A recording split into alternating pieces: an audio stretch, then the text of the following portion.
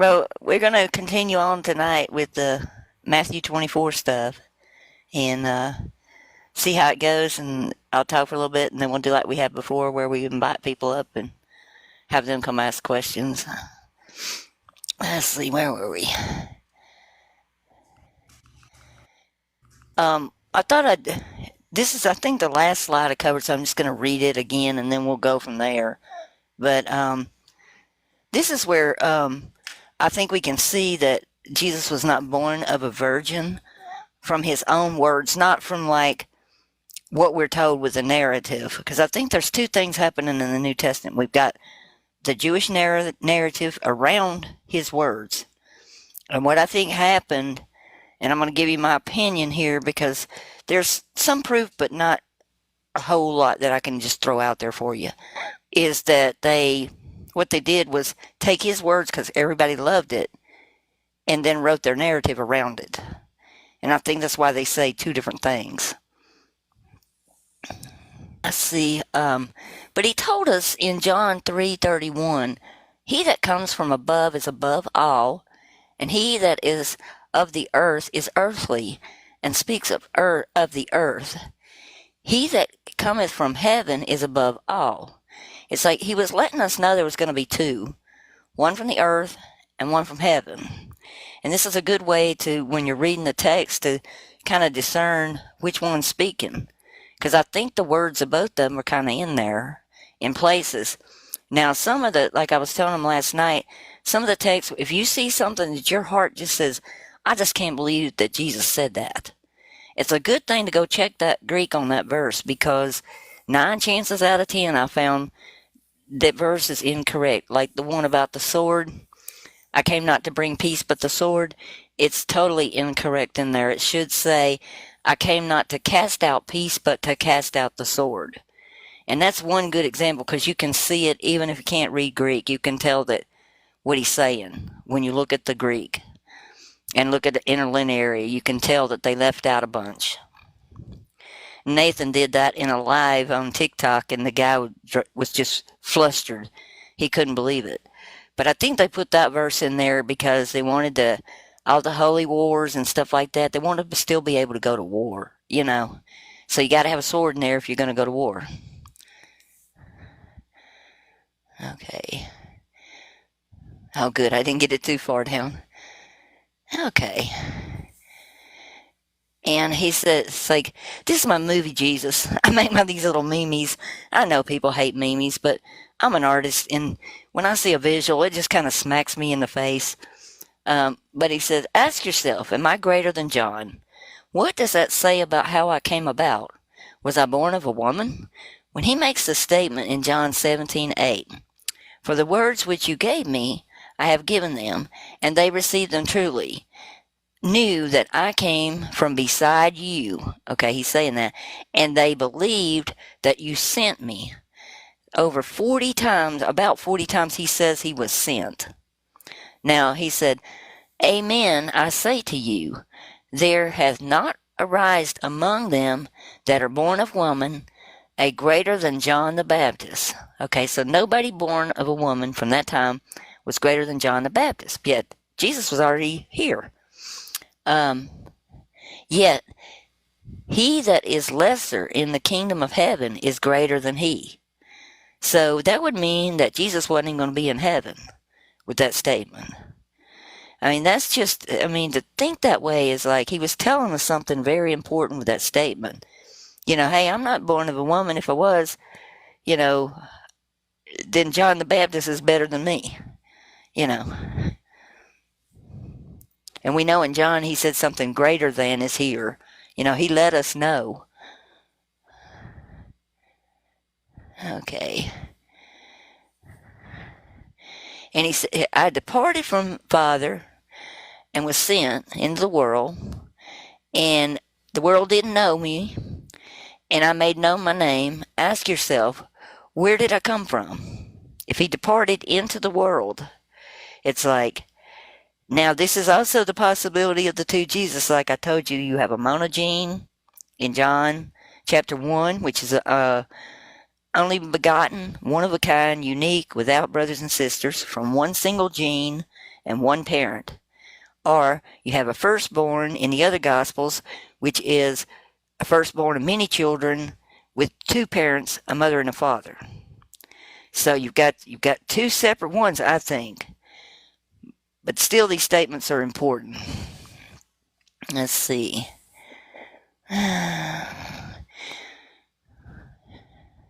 Okay, John 17:8. For the words which you gave me, I have given to them, and they received and truly knew that I came out from beside you, and that they believed that you sent me. Okay, and then in 25 and 26 he says, Righteous Father, indeed the world did not know you, but I knew you, and these have known that you sent me. Then in 26, and I made known to them your name, and will make known that the love with which you loved me may be in them, and I in them. So he over and over keeps telling them, I was sent, I was sent, I was sent. And I was like, what's wrong with this? There's something wrong. What I did was go through all the New Testament and pick out all the places he said he was sent. And I was shocked. Okay. I think I covered that one last night. I know I did. Yep, I did. Okay, these are all the verses. I wish I could get this bigger, but I'll call them out as I read them. Luke 4:18. The Spirit of the Lord is upon me, because he has anointed me to proclaim the good news to the poor. He has sent me to proclaim liberty to the captives, and recovering of sight to the blind, and to set at liberty those who are oppressed. And then in Luke 4:43, but he said to them, I must preach the good news of the kingdom of God to the other towns as well, for I was sent for this purpose. And Luke 9:48, and he said to them, Whoever receives this child in my name receives me, and whoever receives me receives him who sent me. For he who is least among you all is the one who is great. Luke 10:16, the one who hears you hears me, and the one who rejects you rejects me, and the one that rejects me rejects him who sent me. I mean, over and over he says this stuff. Mark 9:37, whoever receives one such child in my name receives me, and whoever receives me receives not me, but the one who sent me. Matthew 10:40, whoever receives you receives me, and whoever receives me receives him whom sent me. Okay. This goes on and on. I didn't realize there were so many. John 5:23, that all may honor the Son, just as they honor the Father. Whoever does not honor the Son does not honor the Father who sent him. John 5:24, truly, truly, and that can mean amen. In the first century, a lot of times meant the end. So I think that verse was the end. In the end, I say to you, whoever hears the word and believes him who sent me has eternal life. He does not come into judgment, but has passed from unalivement to life. I hate having to change these verses just to keep from getting bopped on an algorithm. I'm sorry, guys. John 5:36. But the testimony that I have is greater than that of John, for the works that the Father has given me to accomplish, the very works that I am doing, bear witness about me that the Father has sent me. So we're seeing over and over the same thing. It's like John 5:37, and the Father who sent me has himself bore witness about me. His voice you have never heard, his form you have never seen. So this person that sent him, he's telling everybody, you never heard his voice and you never saw him. Yet in the Old Testament, Moses speaks to Yahweh face to face like a man speaks to a man. That's exactly what the text says. And it says it over and over in several places. So this Father that sent him could not be the same one that's in the Old Testament. John 7:16. So Jesus answered them, My teaching is not mine, but his who sent me. John 7:18. The one who speaks on his own authority seeks his own glory, and the one who seeks the glory of him who sent him is true, and in him there is no falsehood. So there won't be any lies or falsehood from the one that sent him. John 7:28. So Jesus proclaimed as he taught in the temple, You know me, and you know where I come from, but I have not come of my own accord. He who sent me is true, and him you do not know. There's another time he says they don't know his Father. And this is when he's speaking to the Jews. And a lot of people say, well, it's the Pharisees. And most of the texts say he was just speaking to the Jews. John 7:29. I know him, for I come from him, and he has sent me. Okay, in 7:33, Jesus said, I will be with you a little longer, and then I am going to him who sent me. John 8:16. Yet even if I do judge, my judgment is true, for it is not I alone who judge, but the Father who sent me.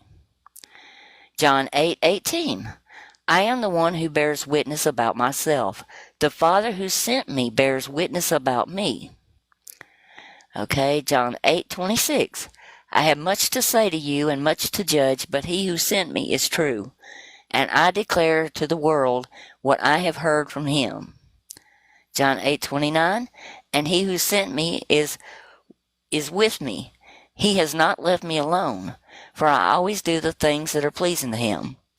John 8:42. Jesus said to them, If God were your Father, you would love me. But for I came from God, and I am here. I came not of my own accord, but he sent me. See, he's even saying, I came not of my own accord, but he sent me. John 9:4. We must walk in the works of him who sent me. While it is day, night is coming when no one can work. John 9:7. And he said to him, Go wash in the pool of Siloam. And that Shalom means the sent, which means sent, the one that was sent. So he went and washed and came back, and he could see. And I think that's pretty much an indicator there of what he was trying, because people back then would have known what Shalom was. John 10:36. Do you say of him whom the Father consecrated and sent into the world, You are blaspheming because I said I am the Son of God? So he is proclaiming to be the Son of God. John 11:42. I knew that you always hear me, but I said this on account of the people standing around, that they may believe that you sent me. John 12:44. And Jesus cried out and said, Whoever believes in me believes not in me, but in him who sent me. We got one more card here. This is a lot of verses. John 12:45. And whoever sees me sees him who sent me. So when you see him, you're seeing the Father. John 12:49. For I have not spoken on my own authority, but the Father who sent me has himself given me a command of what to say and what to speak. John 13:16. In the end, I say to you, a servant is not greater than the master, nor the messenger greater than the one who sent him. John 13:20. Truly, truly, I say to you, whoever receives the one I send receives me, and whoever receives me receives the one who sent me. John 14:24. Whoever does not love me does not keep my words, and the word that you hear is not mine, but the Father's who sent me. John 15:21. But all these things they will do to you on account of my name, because they do not know him who sent me. John 16:5. But now I am going to him who sent me, and none of you ask, Where are you going? John 17:8. For I have given them the words that you gave me, and they have received them, and have come to know in truth that I came from you, and they have believed that you sent me. John 17:18. As you sent me into the world, I have sent them into the world. So he's saying the same way he was sent, he sends other people into the world. John 17:21. That they may all be one, just as you, Father, are in me and I in you. And they also, I'm not even going to finish reading that verse because I just reviewed that verse and it doesn't even say what they've got down there. It's more about them. I'll explain it later because I want to show what I found exactly. I'm sorry. But when I analyzed that, I was like, oh gosh. John 17:23. I and them and you and me, they become perfectly one, so that the world may know that you sent me and loved me even as you loved me. John 17:25. O righteous Father, even though the world does not know you, I know you, and these know that you have sent me. So the people that were his disciples in John knew that he was sent. John 20:21. Jesus said to them again, peace be with you, as the Father has sent me, even so I am sending you. So he's saying the same thing, like again. But that's a lot of verses on being sent. So where was he sent from? That's the thing we have to look at. If he says that many times he was sent, where did he come from? Well, he actually explains that to us too. And I looked into about Yahweh and why Yahweh's is different than he was and from different worlds. And it's like when we look at him saying that he's from above, he said in John 3:3, truly, truly, I say to you, unless one is born from above, and that word really didn't mean, again, it can, but the primary meaning was from above, he cannot see the kingdom of God. So you had to be born from above. Well, what does that say about Yahweh's creation when we're looking at that? It's like, because like, and it says in Genesis 2:7, and Yahweh Elohim formed Adam of the dust of the ground, and he breathed into his nostrils the breath of life, and Adam became a living soul. So Adam was created out of the earth. Genesis 2:19, and out of the ground or earth Yahweh Elohim formed every beast of the field and every fowl of the air, and brought them unto Adam to see what he would call them. And whatsoever Adam called every creature, that was the name thereof. Okay, when we look at Revelation 13:11, I beheld another beast coming out of the earth, and it had 2 horns like a lamb, and it spoke like a dragon. And he exercises the power of the first beast before him, and causes all the earth which dwell therein to worship the first beast, whose deadly wound was healed. Now, what they don't tell you in Genesis, the beast is Therion. The beast in Revelation is Therion. So it was Yahweh that created the beast in Therion, the Therion beast in Revelation. 1 Samuel 28:12. When the witch of Endor called up Samuel for Saul, she saw him come up out of the earth. And it says, and when the woman saw Samuel, she cried out with a loud voice. And the woman spoke to Saul, saying, why have you deceived me? You yourself are Saul. And the sovereign said to her, do not be afraid. What did you see? And the woman said to him, I saw a spirit coming out of the earth. And when you look at the thing, she literally says that she saw an Elohim coming out of the earth. And he said to her, what is this form? And she said, an old man is coming up, and he is covered with a mantle. And Saul knew that it was Samuel. And he bowed his face to the ground and did obeisance. So he was praying to Samuel out of the ground. And like when she says that thing there, why have you deceived me? You yourself are Sheol. Well, Saul and Sheol are the exact same word in Hebrew. I mean, she was calling him the name Saul and Sheol mean the same thing in Hebrew. They're spelled exactly the same. The only difference is the Naku that they added, and that wasn't done until the Meserites in, I think it's like 1600. And he told us in John 10:25, Jesus answered them, and I tell you, ye believe not the works I do in my Father's name. They bear witness of me. And it's like in John 5:19, Jesus answered them, I tell you solemn truth, the Son can do nothing on his own initiative, but only what he sees the Father doing. For whatever the Father does, the Son does likewise. For the Father loves the Son and shows him everything he does, and will show him greater deeds than these, so that you will be amazed. So it's like, I think we have Abba and Bar Abba, and they're basically one and the same. They're from a single gene, and a monogene is like a one single gene thing. It's like, I don't know how they could be even separate beings like this. It's like just reading the definition from the medical stuff, because mono means one and gene means a gene like you're made from.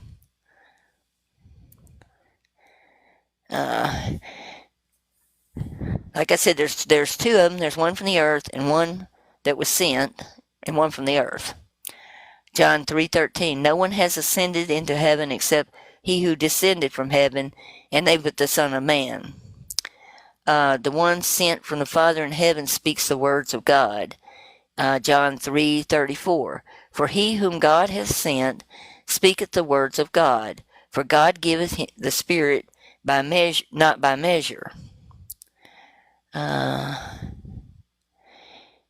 The Old Testament also speaks of this, and it's like Yahweh is mocking people. It's like we won't know what his real name is. It's like in Proverbs 30:4, he said, who has ascended to heaven and come down? Who has gathered the wind in his fist? Who has wrapped up the waters in a garment? Who has established all the ends of the earth? What is his name, and what is his son's name? Surely you know.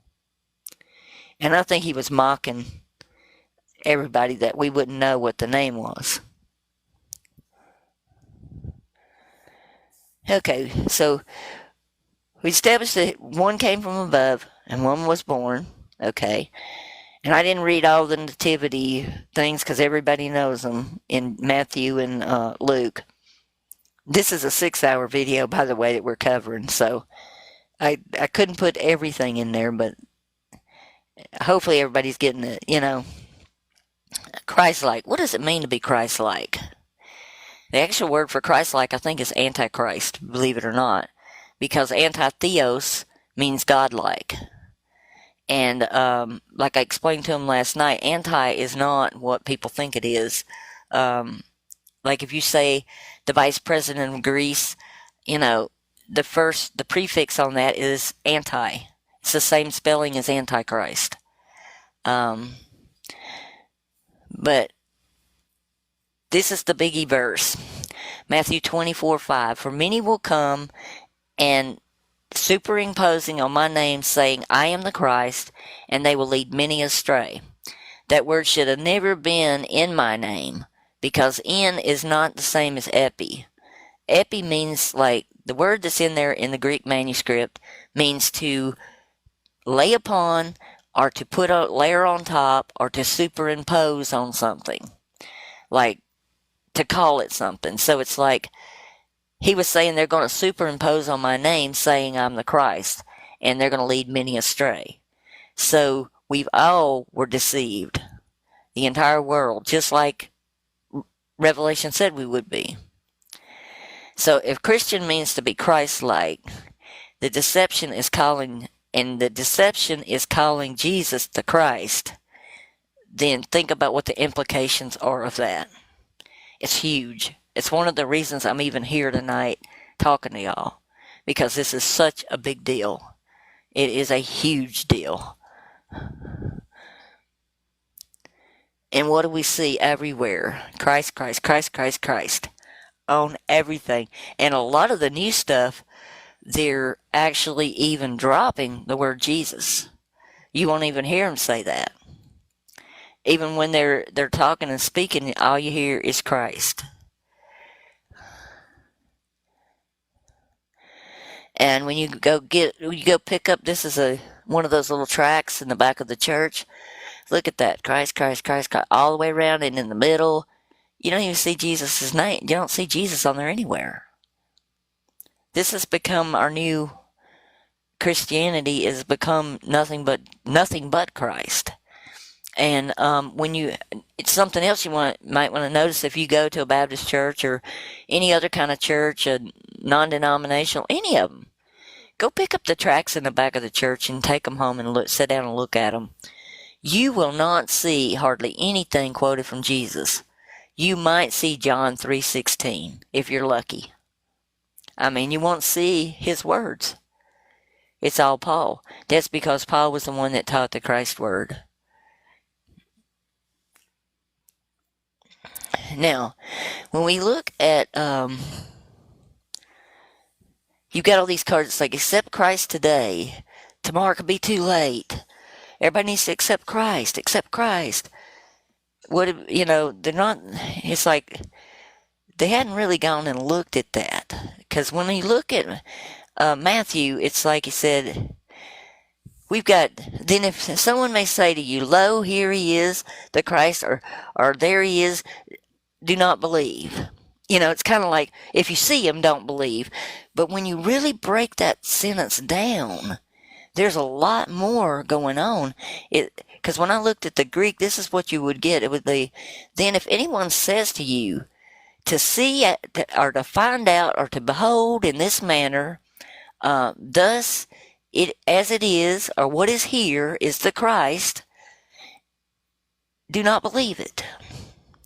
I mean, that one right there, that one in red, it's like, because when you look at, to say, it's lego, it means to affirm over, to teach, to call something by the name. So he's literally saying, if they call me this, don't believe them. But we don't get that when we read the English text. We got a watered down, messed up version of the verse. Especially this one got me. It's like, what is here? It literally says that for that word. It's like, what is here is the Christ. Don't believe it.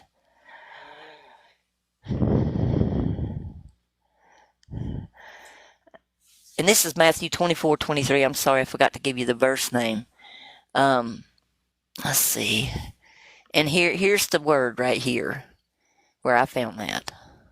So everybody knows I'm not speaking a lie there. See that lexicon? It says it's an adverb. It means here, the things here, what is going on here, or the state of affairs here. So he said, see what's here, or who's here? That's not, don't believe them. And then when I look at the other one, it says, as it is, or as follows. It's a demonstrative adverb. They just really did a number on the text. They really did.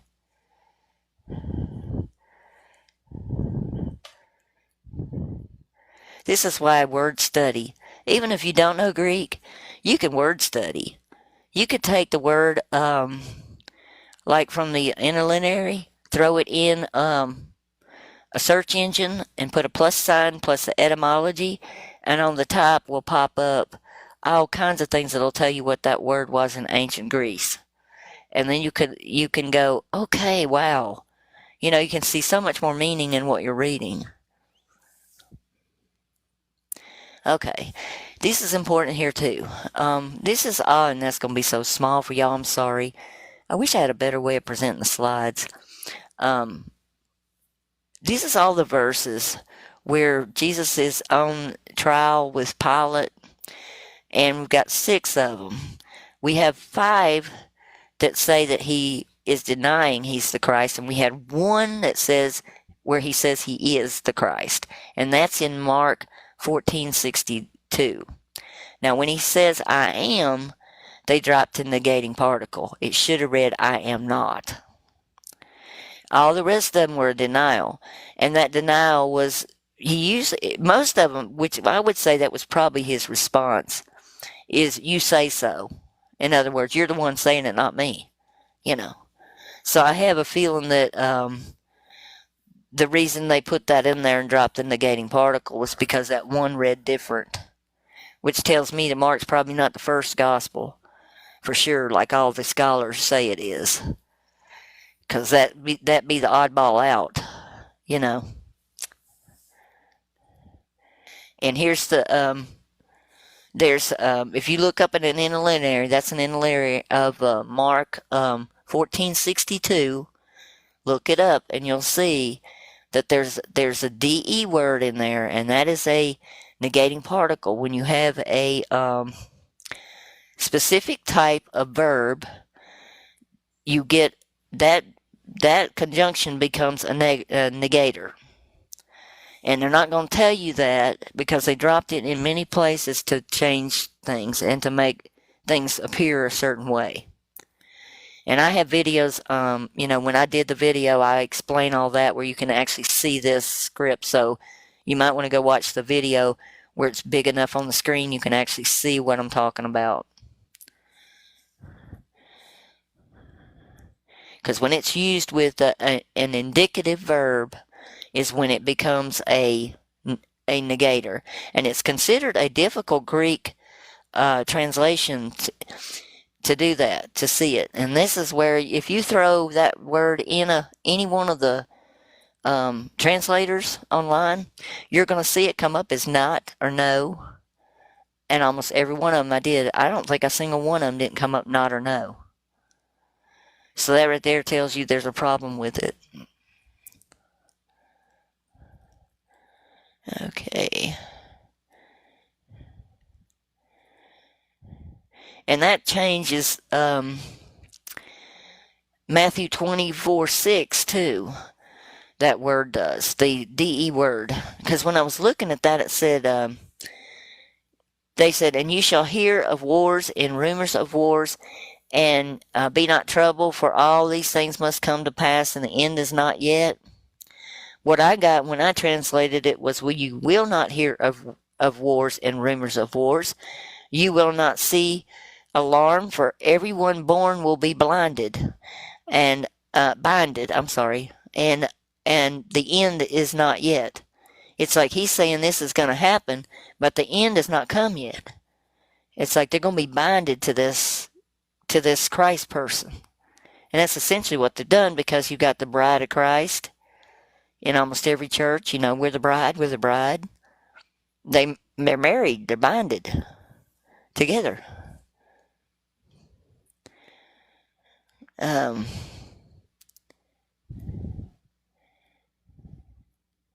in Matthew 24:7 says, for rise a nation superimposing nation, and a kingship superimposing kingship, and there are families and plagues, and then there'll be earthquakes in different places. That part's pretty accurate. In Matthew 24:8, but all these things are the beginnings of sorrow. They're the beginnings of it. It's not like it's coming to a close. That's just the start. And I think that all that stuff started back in, like in right after he left. Because I don't think the world has ever been at peace, really. I don't know of a time, that I studied in a history period there wasn't something going on.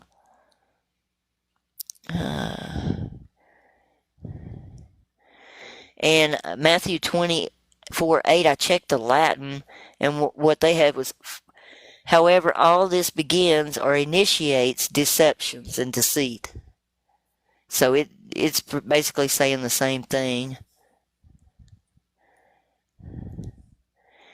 And it's really interesting because I take everything and I throw it in modern Greek as well as ancient Greek. And when you throw it in the modern, you'll see that you get the word Odin in there. And comes the beginning of Odin. And Odin today, I thought, well, Odin was an old deity back in the day. That wouldn't be in the beginnings of Odin. But I just decided to check and see what Odin is today.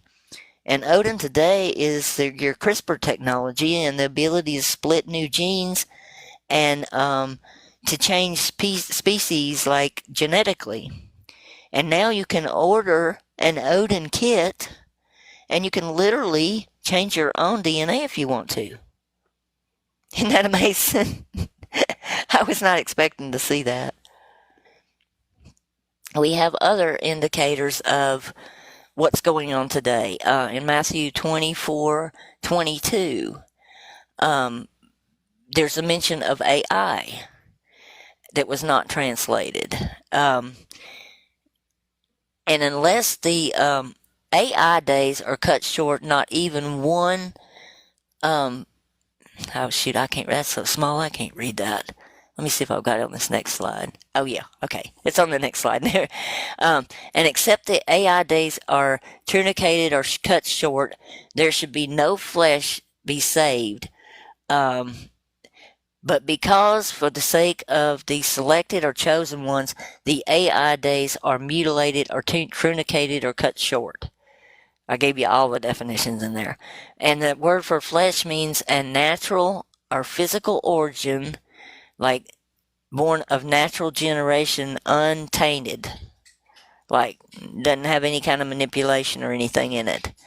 And the AI, when I looked it up, it's like they didn't see that it had any value in that sentence or any meaning for that, so they left it blank. They didn't even put it in the English text. And it's right before the word days both times. And that I was pretty amazed at that. And I checked the that's Codex Sinaiticus there, and I've gotten the little red boxes. That's the AI. It was in the manuscript. It wasn't like it was something that was added later. Let's see. Oh, I've gone 45 minutes. I think we'll take a break now because that's a lot to talk about right there.